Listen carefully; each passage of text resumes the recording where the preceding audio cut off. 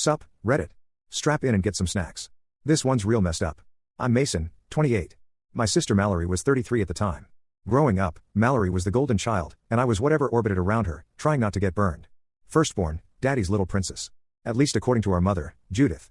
Homecoming queen, captain of the dance team, the kind of girl who peaked at 17 and spent the next 16 years trying to recreate that magic. Judith treated Mallory like royalty and me like a participation trophy. Every holiday card featured Mallory prominently. Every family story somehow circled back to something Mallory had accomplished. When I graduated valedictorian from high school, Judith managed to turn the dinner conversation into a discussion about Mallory's engagement photos. The woman could change subjects faster than a politician dodging questions. My father tried to balance things out. Gene is the kind of man who shows love through actions rather than words. He came to every one of my baseball games, even though Judith complained about missing Mallory's dance recital. He taught me to fish, to change a tire, to read financial statements. He was present in ways that mattered, even when Judith made it difficult. But Gene wasn't built for confrontation. He'd been raised to keep the peace, avoid conflict, let sleeping dogs lie. So when Judith steamrolled over my achievements or dismissed my accomplishments, he'd shoot me apologetic looks, but rarely intervene. It wasn't malicious. He just didn't know how to fight for me without blowing up his marriage.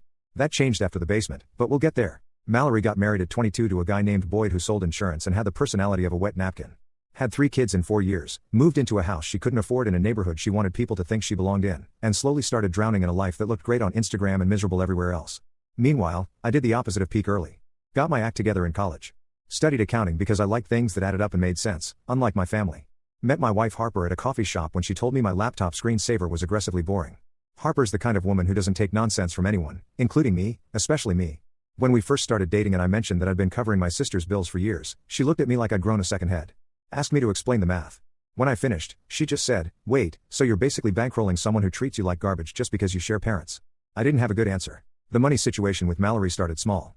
$200 here, $300 there. Always with a good excuse. Boyd's commission was delayed. The kids needed something. Car trouble. Every time I covered it, because that's what brothers do, or that's what I told myself. $12,000 over 4 years. I tracked it eventually.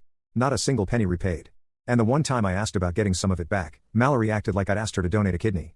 How could I be so selfish? Didn't I know how hard her life was? When I finally cut her off, she stopped speaking to me for 2 months. Then she started again, but only when she needed something or wanted to make a passive-aggressive comment at family gatherings.